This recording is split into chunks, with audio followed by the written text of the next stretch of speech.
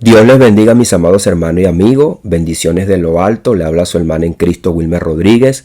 Una vez más por acá, por este su espacio Oasis de Bendición, donde las ricas y poderosas bendiciones de nuestro Dios se derraman por medio de su palabra. Hoy vamos a desarrollar un devocional en el Salmo 13, del verso 1 al 6. Un salmo pues muy importante para nuestra vida. Y vamos a leer la poderosa palabra que dice así: ¿Hasta cuándo, oh Jehová, me olvidarás para siempre? ¿Hasta cuándo esconderás tu rostro de mí? ¿Hasta cuándo pondré consejos en mi alma, con tristeza en mi corazón cada día? ¿Hasta cuándo será enaltecido mi enemigo sobre mí? Mira, respóndeme, oh Jehová, Dios mío. Alumbra mis ojos para que no duerma de muerte, para que no diga mi enemigo, lo vencí. Mis enemigos se alegrarán si yo resbalara, mas yo en tu misericordia he confiado. Mi corazón se alegrará en tu salvación. Cantaré a Jehová porque me ha hecho bien. Le damos las gracias a Dios por esta palabra, una palabra que nos ilumina, nos da sabiduría, nos da entendimiento. Gracias porque la palabra de Dios es el alimento espiritual. Aunque muchas veces la vemos superficialmente, la palabra de Dios tiene promesas, detalles profundos que llegan a lo más profundo de nuestra alma. Y vamos a titular Cuando el alma clama y el espíritu revela. Así que el mismo apóstol Pablo dice que Dios toma lo más profundo de su corazón y nos lo revela, pero que también el hombre es el espíritu quien le revela todas las cosas. Cuando nosotros estamos en esas circunstancias difíciles, nuestro mismo espíritu empieza a clamar a nuestra mente una palabra que trasciende lo superficial. A veces leemos la palabra, desarrollamos un devocional y sentimos que hemos captado su mensaje, como en este salmo donde David clama en su aflicción, en su soledad, en su temor ante el silencio de Dios y la aparente victoria de sus enemigos. Pero podemos pensar quizás fue un tiempo de la persecución de Saúl o cuando su propio hijo Absalón se levantó contra él. Pero entonces mientras meditamos el Espíritu Santo sigue obrando y descubriendo que esos enemigos no solamente son externos sino también están dentro de nosotros. Por eso que el apóstol Pablo le dijo a Timoteo: cuídate de ti mismo, de nuestros temores, de nuestras ansiedades, de nuestras actitudes, nuestra visión, lo que vemos. El apóstol Pablo lo dice claramente en Efesios: no tenemos lucha contra carne ni sangre, sino contra principados, contra potestades, contra gobernadores de las tinieblas. Efesios 6:12. El conflicto de David no solo es contra un hombre.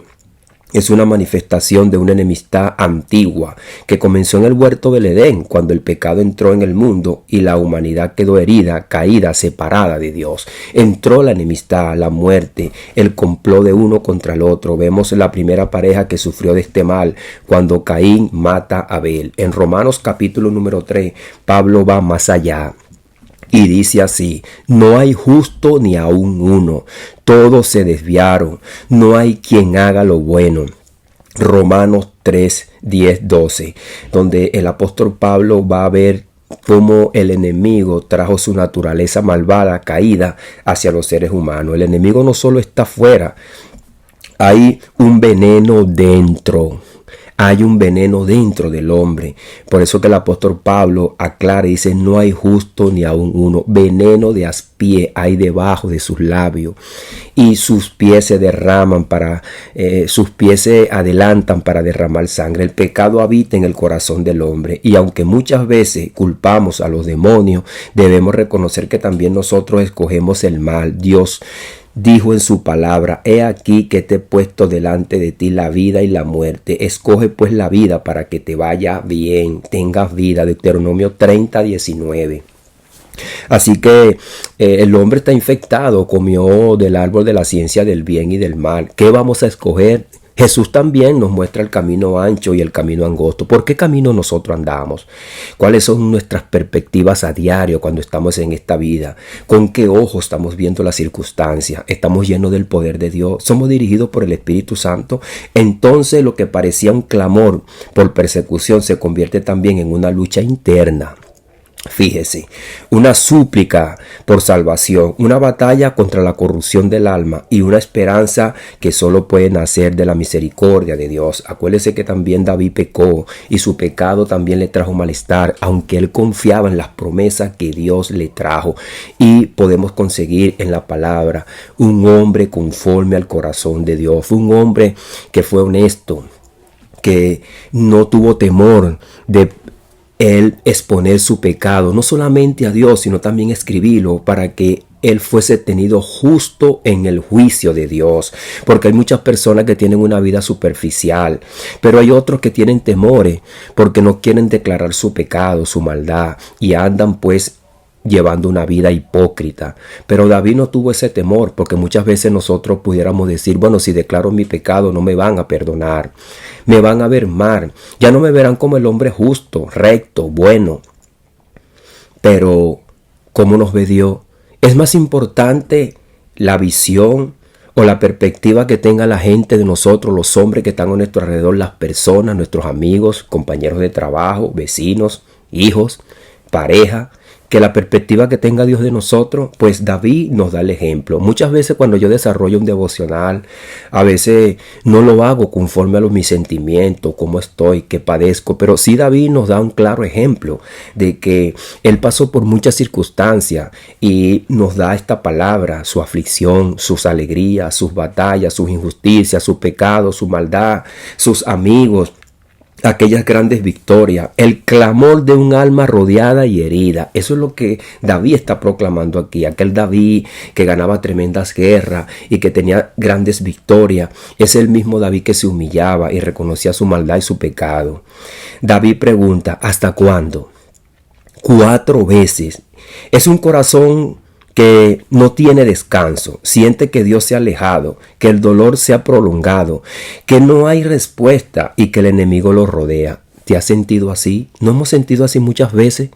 Y muchas veces, en vez de nosotros llevar verdaderamente en oración, frustrados, queremos nosotros resolver la situación a nuestra manera, pero ese enemigo tiene múltiples rostros. Es Saúl, es Absalón, pero también es el pecado que lo llevó al fracaso moral, como cuando cayó con Betsabé. Esta es la condición humana, rodeada de maldad, sí, pero infectada también por la maldad. Nosotros no podemos echarle la culpa al enemigo cuando muchas veces nosotros tenemos la respuesta en la palabra de Dios y la guía y decidimos hacer nuestra voluntad. Jesús lo dijo, Señor, no se haga mi voluntad, sino la tuya. Aquí no solo vemos la desesperación de quien es perseguido, sino también la carga de quien no puede hallar paz dentro de sí mismo. Jesús lo dijo, mi paz os dejo, mi paz os doy, pero tienen que confesar su pecado. El arrepentimiento, como lo dijo el apóstol Pablo, justificados pues por la fe, tenemos paz para con Dios. El pecado nos convierte en enemigos de Dios y de nosotros mismos, como lo dijo Timoteo. Pablo a Timoteo, cuídate de ti mismo. Y cuando no vemos a Dios moverse, la tristeza se convierte en un pozo profundo. Así que tenemos que ser sabios. La palabra de Dios nos da mucho consejo para que nosotros no hagamos nuestra propia voluntad. La oración que trasciende la muerte espiritual. El apóstol Pablo le dijo a los efesios, despierta tú que duermes, levántate. Levántate entre los muertos y te alumbrará la luz de Cristo. El apóstol Pablo dice, no anden como los demás, no anden como los gentiles que andan en la vanidad de su mente, ajenos de la vida de Dios por la ignorancia que en ellos hay. David no era un hombre ignorante. David, a pesar de que Dios hace con él un pacto, dice que su misericordia no se apartará de él, él no tomó la gracia de Dios como una licencia para pecar, ni tomó su pecado en poco, ni lo tapó ni le echó tierra. En ese momento que David quiso tapar su pecado, echarle tierra y ponerle un paño de agua tibia, un pañito de agua caliente, dijo que sus huesos se secaban, que no tenía paz en su alma, que sabía que él conocía la palabra y que Dios es un Dios santo y que él iba a ir al juicio. Y así hace una oración sincera. David no solo no se rinde, aunque se siente que va a morir, ora. Entonces eso es lo que le pasó a Jonás dentro de la ballena, que en su maldad, en su pecado y en su aflicción dice que clamó desde el Seol. Esto es como se encontraba David. Mira, respóndeme, oh Jehová, Dios mío, alumbra mis ojos para que no duerma de muerte.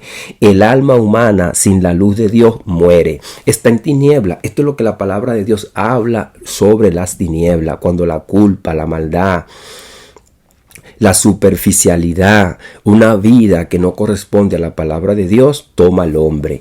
El alma humana sin la luz de Dios está muerta. No es solo un cuerpo que deja de respirar, es un espíritu que se apaga en la oscuridad del pecado y de la maldad. El salmista reconoce que solo Dios puede abrirle los ojos y evitar que su enemigo lo venza. Así que no solamente tenemos enemigos superficiales, nosotros también muchas veces nos convertimos en enemigos de nosotros mismos cuando ponemos el corazón duro, pero también hay enemigos dentro del mundo espiritual. El apóstol Pablo lo dijo, lo acabamos de leer en Efesios, que no tenemos lucha contra sangre ni carne. Así que no nos dejemos llevar por las acechanzas del enemigo.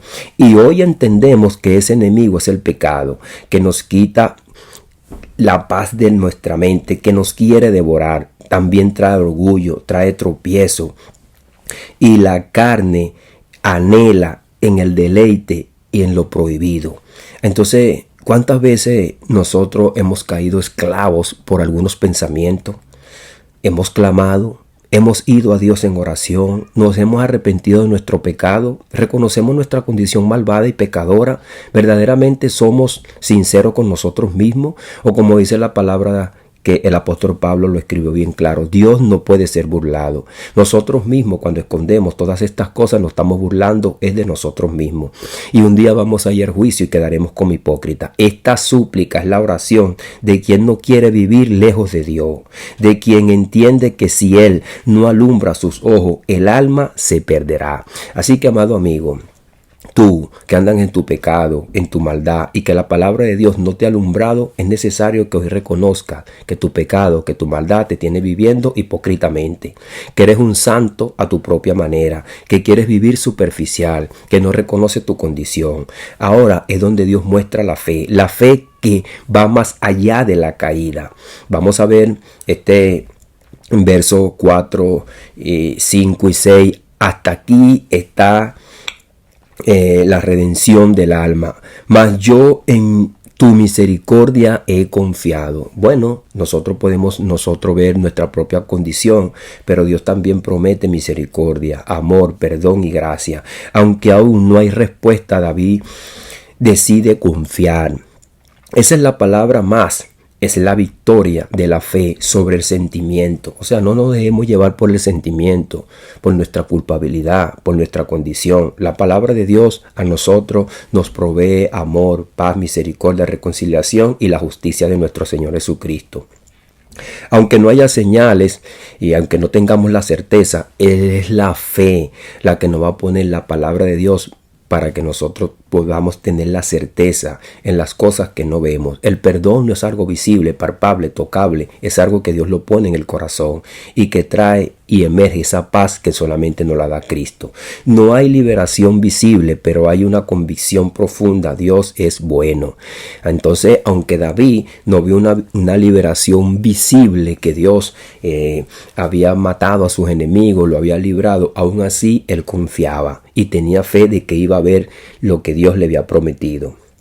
Así que aunque no veamos que las cosas se resuelvan, nosotros tenemos que seguir confiando en el Señor. En este punto donde el Espíritu Santo transforma el devocional que estamos haciendo, y no solamente vemos que la palabra de Dios es algo para tenerlo como un devocional diario más, sino que son verdades, realidades que nosotros también la vivimos, que no solamente son historias que le sucedieron a hombres que conocieron a Dios y vivieron con Dios. La misericordia de Dios es el amor, su fidelidad, su inmutabilidad y el perdón inmerecido que solo Dios lo puede dar.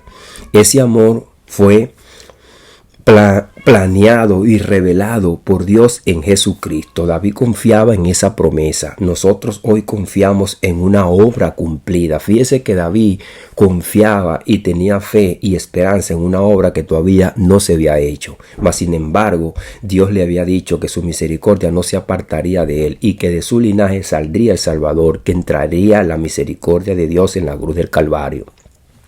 Nuestro enemigo fue vencido en la cruz. Así que, aunque David no vio ese acto maravilloso y poderoso, que es el acto donde Dios dio a su hijo, ya él proféticamente lo creía. Y por eso él deja los Salmos 30, 22, Salmo 16, que son salmos mesiánicos. El pecado fue derrotado. El Espíritu Santo ahora habita dentro de nosotros para fortalecernos en nuestra lucha. Fíjese que nosotros tenemos el Espíritu Santo habitando en nuestras vidas. Nosotros somos nuevas criaturas. Dios nos ha dado un corazón nuevo, como dice también Ezequiel en el 36, 25. Por eso el corazón puede alegrarse. No en las circunstancias, sino en la salvación. Y de la tristeza nace un canto. Cantaré a Jehová porque me ha hecho bien. Así que Dios es el mismo. Jesús es el mismo de ayer, de hoy y por los siglos. Entonces, un devocional que debe continuar en nuestro corazón. No es un devocional más, es una vida devocional. Una vida que agrade a Dios. ¿De qué sentido y de qué manera? Cuando nosotros somos verdaderamente, en nuestro corazón somos sinceros. Reconocemos nuestra maldad, nuestra condición, pero también le llevamos todo esto en oración a nuestro Dios. No hay un devocional tampoco completo. El Espíritu Santo continúa en nuestras mentes, en nuestros corazones, ahí dándonos palabra. Cada lectura de la palabra debe abrir puertas de arrepentimiento a una reflexión, a una adoración y a una oración. David comenzó quejándose, terminó cantando. Muchas veces nosotros no podemos quejarnos y quedarnos nada más que en la queja. Dios quiere un canto, una alabanza, como dice el libro de Hebreos, frutos de labios que confiesen su nombre. Nosotros también empezamos enfrentándonos a nuestros enemigos, enfrentándonos a nosotros mismos y terminamos reconociendo que Él es más grande, el que está dentro, que nuestros enemigos. Dios es poderoso. Juan dice en sus cartas que mayor es el que está en nosotros que los que están en el mundo. Pero también terminamos adorando a Dios porque sabemos que la gracia, su misericordia es mayor. La palabra de Dios dice que la misericordia de Dios triunfa sobre el juicio. Hoy quizás te sientes que Dios guarda silencio. Estás abrumado, angustiado, tal vez estás rodeado de enemigos, tal vez estás cansado de ti mismo. Te sientes mal, la tristeza está sobre ti por tus padecimientos, por tu enfermedad, problemas en el trabajo, problemas de la economía, los políticos, la droga, el vicio, la delincuencia, la incertidumbre, el estrés. Pero Dios está con nosotros. Él ha prometido en su palabra estar con nosotros todos los días hasta el fin. En tus caídas, en tu debilidad, Dios está allí. Pero este es el momento de clamar a Dios como David, de confiar en Él y de cantar como Él cantó. David nos deja un ejemplo. Y como decía, muchas veces a nosotros nos da pena decir y confesar nuestra debilidad, nuestro pecado, nuestra maldad, porque nuestros enemigos se burlarán y se reirán de nosotros. Pero en David tenemos un gran ejemplo. Este hombre no solamente le declaró su pecado a Dios, sino que también hasta lo dejó escrito y reveló su condición, su maldad, para que todos aquellos que escuchen la palabra también sean tenidos por justo en el juicio de Dios, tomando su ejemplo, arrepintiéndose, reconociendo su maldad y su pecado y poniendo la santidad de Dios en alto, y no haciéndose así de la gracia de Dios como una licencia para pecar, para hacer la maldad, sino reconociendo que Dios es santo y que no podemos dormir con el enemigo. Pero este es el momento de clamar a Dios, de pedirle que tenga misericordia, porque el que comenzó la buena obra en ti la perfeccionará hasta el día de Jesucristo.